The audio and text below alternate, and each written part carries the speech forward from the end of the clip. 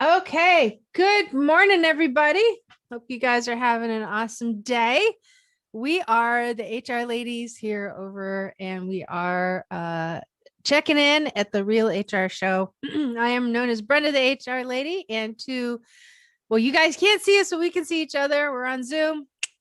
I can look this way, and we got Suzanne, the known as the evil HR lady. That's right. And I'm feeling quite evil because I spent 2 hours on the phone with British Airlines this morning. I was very polite. So I hope you guys are doing awesome, doing well. Want to welcome everybody. And we got some exciting news. You wanna tell them our exciting news? I do want to tell you exciting news. Brenda and I are going on tour, just like a rock band. No groupies. Our groupies are higher quality, right? We are going to be in Baltimore on July 19th. That's a Monday, and in Dallas on July 21st, which is a Wednesday, and in Provo on July 22nd for our Winning in HR tour. And this who are in human resources, or if you are a manager who wants to improve your skills, this is the place for you. So you can go to my website, evilhrlady.org, or you can go to Brenda's website, brendathehrlady.com, and you can see the information there to sign up. Yes. And you know what? This is a really awesome opportunity, not just to meet us, but it also gives you guys the opportunity to ask some of your most vulnerable questions in a really awesome, safe place. And in addition to that, we got some pretty cool things that we're offering. So for those who participate in the live sessions over at Baltimore and Dallas, you guys will get the opportunity to earn, and of course, Provo, you'll be able to earn 4 recertification credits. If you also attend over Baltimore and Dallas, the virtual session on Thursday, which I'll be conducting in Provo on doing an active shooter training program to where you learn how to raise the confidence and de-escalate the fear on providing active shooter training in your organization. You'll be able to earn an additional 2 recertification credits, of course, which you can put towards your HRCI and your SHRM recertification. So, and you're those credentials. And it's going to be it's just going to be a fun session. I mean, some of the things that we're talking about, if you ever have that wish that is just like, oh, I wish people would just listen to HR the first time, this is the place you want to be, because this one over here is going to actually talk about some of that. So this is load you up. Yes, this is going to be the place you want to be. And as I said, while it's geared towards HR, if you are struggling to have anybody listen to you at work, if you're a management person, this is a place to be, or if you want to become management. And Brenda is going to be talking about being intentional, which is so important. I cannot even communicate how important that is. Like, you need to I can't think of another word, be intentional. You want me to do it? Oh, yes. So what I'm talking about is, when we get derailed, right? We struggle to find, that connectivity again. We struggle as we progress to reach certain levels of achievement and happiness, or even just maintain where you want to be, right? So if your ambition is to just become an HR manager, that's great. But you know what? Once you're there, there's a certain level of, you have to maintain that. And so when you focus in and you set yourself up for success by being intentional in everything that you do, number one, you don't waste time, you get more stuff done. You're capable of dealing with the highs and the lows that come with this job, because let me tell you, there's some serious ones that do happen. And then also, you deal with your fear, you build better relationships. People will buy into you more when they see you being the most elite and the best version of yourself, but that's as you define it, not as anybody else defines it, right? So Right. it's like leadership is one of those things. I got like a dog hair up my nose. It's driving me nuts. y- seriously. But you know what? The thing is, like, when people say leadership, it's hard to define it sometimes, but you certainly know it when you see it. It's the kind of the same thing. When somebody has themselves together, it's hard to define what that is, but when people see it, they know it. And Right. that's our mission, is just, we want you guys to be happy. We want you guys to feel fulfilled in this job, because it is an awesome job. It's an awesome career. But at the same time, it comes with a lot of stuff that you have to haul with you. So we want you to be successful. We do. So it's the Winning in HR tour, Yes. and you're going to love it. Yes. And you get to meet other HR people who are feeling exactly the same way as you. So we schedule, oh, see, he agrees. So we scheduled these 3 cities deliberately so that people can actually fly in into accessible areas that are not like big city, well, except for Dallas, but are easily, or you can get there easily, and it's cost effective as well. Because, if we had a choice, we would have done this in Hawaii. Exactly. I know. Next time we're doing it in Hawaii, and the real thing is we're not actually inviting anybody else to come. I know. I'll give you all a virtual tour of my home over there. So anyway, oh wow, man, we're getting way off. Which is all right. Yes. That's okay. Yes.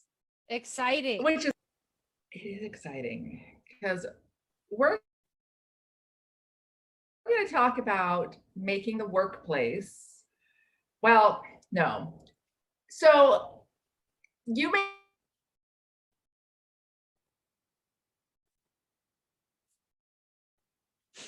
and I'm one of them.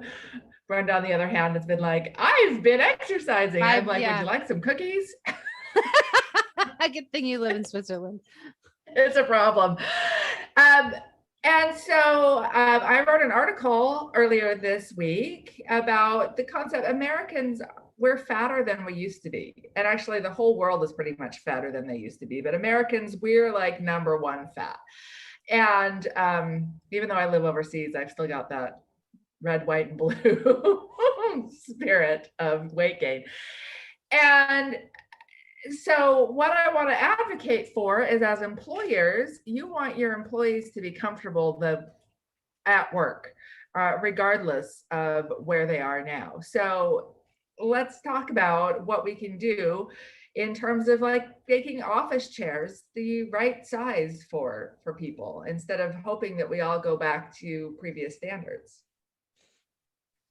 Yeah. And you know what? Here's the thing. We're going to talk about wellness programs here just a little bit too, but we really wanted, Suzanne actually wrote an article on this the other day. And we got into a really interesting conversation about that. And that's ultimately what we want to talk about with you guys. So before we do, for those of you who are tuning in over on Clubhouse, we do see some hands that are being raised. We want to let you know that we're going to open this session up. We're not recording you guys right now. We're going to do the front end of this. And then towards the back end of this, we're going to go ahead and invite you guys to come on up on stage and ask your questions, whether it has to do with this or not. We just want to make sure that you guys are tuned in. Yeah. So anyway, So go on. I'm sorry. No, so as Brenda said, we had an interesting discussion about this, because Brenda's concern, and this is a valid concern that I share also, is that while I may joke about my weight, I know it's not healthy. Mm-hmm. It's not. It's not, and it's not healthy for your employees either. And so, as employers, I'm advocating for, here we are today. What can I do to make my employees' life at work be better today? But Brenda brings up some really good points that she's going to bring up right now. She hasn't made them yet. Nice segue. I know. I'm like, oh, wait, we haven't discussed this on the show yet. That's all right. About how wellness programs can work in with that. Yeah. So, oops, I just lost your sound, Suzanne. There you are. Okay. So, when we first talked about this, and she's like, I'm getting all this great feedback on this article. And I was like, "Ooh, I kind of have to be careful because I have a message of promoting health and wellness in at work." I struggle with weight as well. And my struggle comes from the fact that I don't have a thyroid and it's genetic, right? Anybody in my family who's obese that is my age, I am actually smaller because I'm actively working on it. So I'm smaller than they were when they were my age because I'm intentional and I'm focused on it. There's that word intentional again, right? Um, and the community that I'm involved in, I'm in the Navy SEAL community. These guys are fit and trim, and so are their wives. They live healthier lifestyles. So I have a lot of that influence around me. But you know what? When and Suzanne has also gotten some critical feedback on that article as well. We talked about that yesterday as well. So yes, we want to make sure that people do feel included at work. We want to make sure that people are comfortable. Look, there's nothing worse than having a female employee having to wear a man's pair of pants as part of their uniform. It doesn't fit. We look weird and boxy, and they cut and they're not comfortable at all, right? If that's just you guys, look, work with them to get a women's line of clothing in so that way, your female employees feel comfortable. Okay. That's important stuff. But yes, it is important because not everybody's going to be, in a healthy state. But at the same time, should they be made at work to feel bad about it or feel less than what other people are feeling? Because let's face it, look, we all have something about us, every single one of us. Like, I'm dyslexic. I say and think the weirdest things that come through when I process information. I make a lot of mistakes, and weight is just one of my challenges. But other people, it's be something else, right? I have people that in my world that have severe ADHD, and it's like their superpower because man, do they get stuff done. They're visionary, they're driven. Try and get them to fill in the details. Yeah, it's like, remember when I told you to do something, you wanted me to remind you to do something? Yeah, it's like, okay, so dude, you got the attention span of a rodent. Love you, get it done, right? There are those people out there. And then there's people that take a long time to process stuff before they actually move. And then you've got, physically, you've got people who are at a high level of performance. You got people that compete. You got people that are just like, no, I am not doing that, right? You want me to get off my couch and do what? I'm happy here, right? So we have this huge medley of people, but nobody criticizes people who are highly athletic, but people will criticize people who are very physically unhealthy, right? So what Suzanne's article is targeting is just like, open your mind, open your aperture, and start figuring out how you can do that. But yet at the same time, how can you help to reverse that? Because there are penalties that come with it, right? There are costs that come with it. One of them is the potential rise and increase for taking care of one's health. People who are typically obese are hypertensive. They have high blood pressure. People who are obese are either um uh Well, you should it's clarify coming that, out. It's coming out. but not everybody Yeah. with these categories are these things. No, But you're exactly. more I'm saying likely to be. may, exactly. But no, I was trying to say something. They're either pre-diabetic or they could be flipping the switch and going into diabetes. I mean, these are risks that come with being unhealthy, just simply put, right? There's cardiac disease, there's fatty liver disease. And then, oh yeah, by the way, let's tie it in with COVID. And now you get a new cocktail of all sorts of wonderfulness that people have to deal with, right? So at the end of the day, people who are healthier do better in the long run in the health mentally, their mental acuity, because I just kind of demonstrated right there what happens to me. I lose my words, and you know what? The last 2 weeks, I've been losing them a lot lately. And so I've been making my own adjustments. One of the things that I found that helps me out is drinking ketones. And if you want to know more about that, you can go ahead and reach out to me. That's not a problem. But the thing is that to accommodate all sides of this, right? A lot of companies, what they'll do is they'll jump in and they'll put in, oh, they're like, okay, we're going to do a wellness program. Well, let me ask you a question. For those of you who are in HR, how many of you are wellness specialists? Probably none. Right? How do you know what a wellness program should and be and look like, and what's effective and what's not effective if you don't know anything about wellness, right?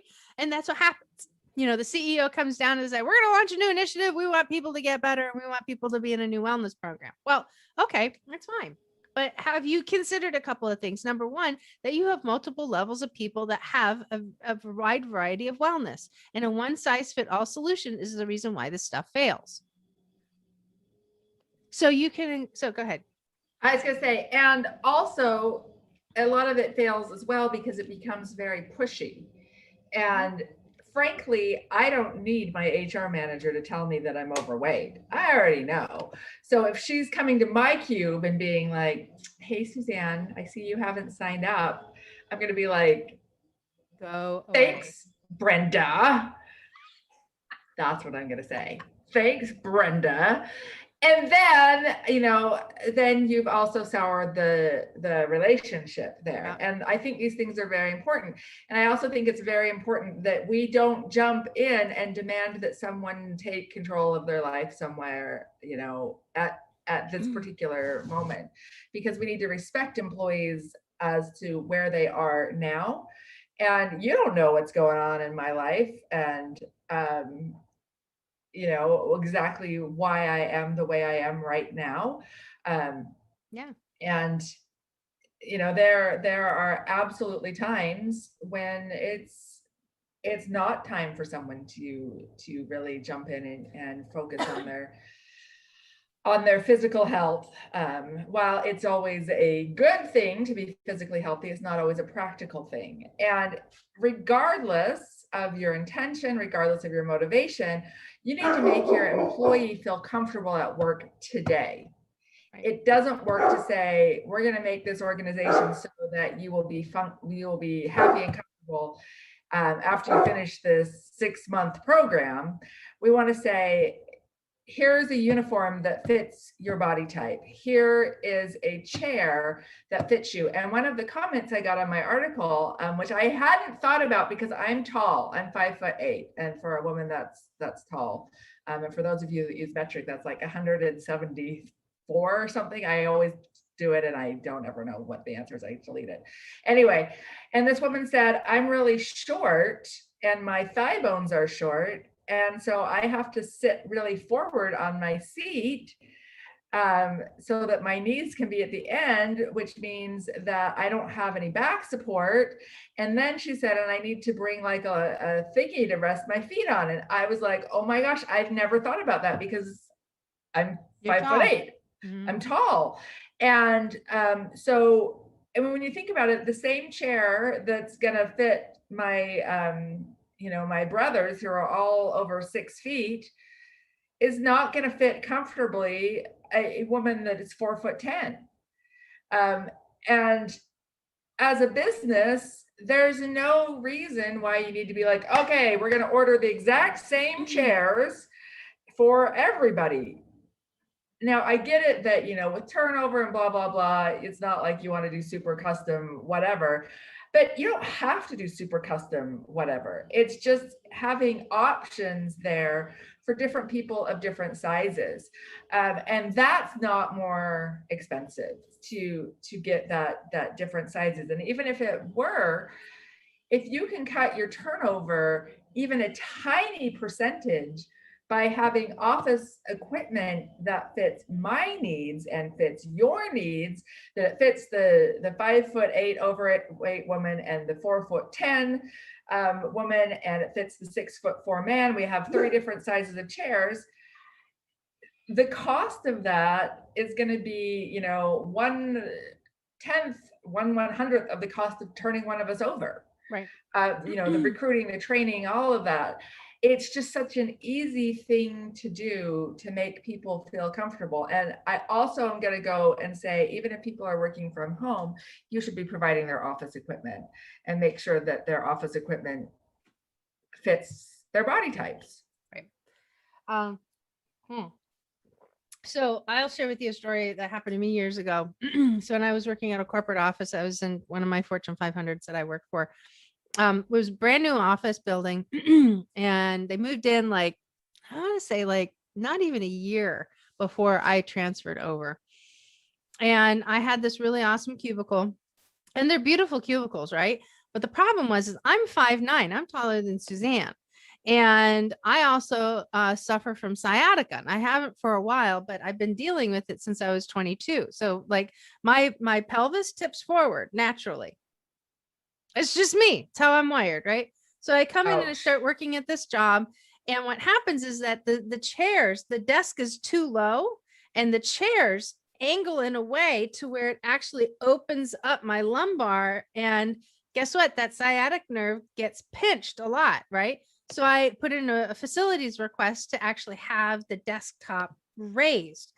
And the pushback that I got on it was ridiculous. They said, well, if we move it, then we're going to void the warranty. And we actually have to bring people in to go ahead and do it. And I told him, I said, this is like just lift and moving a bracket, and this is not that complicated. So anyway, they got it approved. And then I got an earful from the facilities and the maintenance guys that they said, yeah, moving forward, anytime somebody wants to make an adjustment, it has to be done under the provisions of the American with Disabilities Act. And I'm like, wait a minute, you're telling me that I have to, as an employee, sit down and become injured on the job in order for you to change my desk? It's like, do I hear that correctly? And when they heard it in that manner, they're like, yeah, clearly we need to revisit that. I'm like, had I sat there for 6 months, which I was already in 2.5 weeks in pain that I wasn't in before when I started, and I'm a brand new person in this team, that, do you know how that makes a person feel? And Pretty you know, nasty. as you say all of these things out, it's Yeah. like so dumb, but companies get caught in this policy of, well, you don't qualify for ADA, so no. It's like, Get real. why? Why? Even if we don't, like the woman I talked about that's short, that doesn't qualify you. Being short isn't a disability. But she's going to be in pain, uncomfortable, has to bring stuff from home. It doesn't cost you that much money. And it's not like people are going to be like, okay, all I need to be comfortable is a diamond studded chair. Like, I Hey, need Royal a Highness. normal office chair that's designed for someone that's short, or that's designed for someone that's tall, or that's designed for someone that's got big hips. All of these things are simple fixes. And my general rule of thumb is that if you assume it's going to cost $300 an hour to have an employment attorney talk to you about your ADA claim, then any request for material that's under $300, you should just say yes to. Because even if I don't have a case, I don't have a full disability, if I complain and file a charge of disability, even if you'd win in court, it's still going to cost you more than the dumb chair is going to cost you, or raising the desk is going to cost you. And since when do we care about warranties on desks? What kind of desk is this? I mean, I understand It's a brand new cubicle system, and they come with the warranty. So if you mess with it, it can, if they I damage get it, it. it'll invalidate it, right? So yeah, that's where that comes from. But yeah, when we're thinking about how hard is this to do, you really need to think about what's the cost here. And it's not just the financial cost, it's the goodwill cost to the employee, and not only to the employee, but to your other employees, Right. because they're going to start talking. Right. Exactly. And that's not going to go over well. Yeah. And no, look, it's going to get a little complicated. It's going to get a little confusing, because some people are going to be like, well, how come I can't? Right. You're going to have some of that. I know that was a really formal way of putting that, but you know, those are just people with that mindset that they don't have something, and then they're looking down and getting critical about that stuff. But I want to take a quick step back to also what we were talking about about reversing that trend and working towards that. That is a long road to hoe. That is going to take time to be able to work with people. It also has to resonate with people in a way that makes sense for them, right? And we talk about wellness programs. That's why these things don't necessarily work. One solution doesn't fit everybody. So if you really wanted to put together a strong, strategic, really well paying off wellness program that is going to increase your utility to a point in your benefits program, your health program, that's not going to break your bank, but yet also, add, the appropriate level of care and concern and, well-being. So you do have a healthier workforce. You're welcome to hit me up. There are things that you have to take into consideration. You have to take into consideration people who don't want to, people who are just getting started, that really finding that motivation. Because if you've ever tried to lose weight, and you know how hard it is to stay motivated, and it is not easy, right? So those people, then you have and then you have people who are active on a regular basis. Well, you know what? They follow certain programs. They may do fun runs or, half marathons or something like that, just for the fun of it, right? They do that for their own well-being. And then you have those that compete, and those that are your high performance. So if you think that somebody who's a high performer is going to find benefit from coming in and having their blood pressure taken, signing up for something, getting $500 off their benefits program, to now suddenly give you information as your employer that they're not necessarily comfortable with, when that doesn't match what they're doing, it's not a fit. So you have to find out, you have to be able to offer things that fit all of those different levels, right?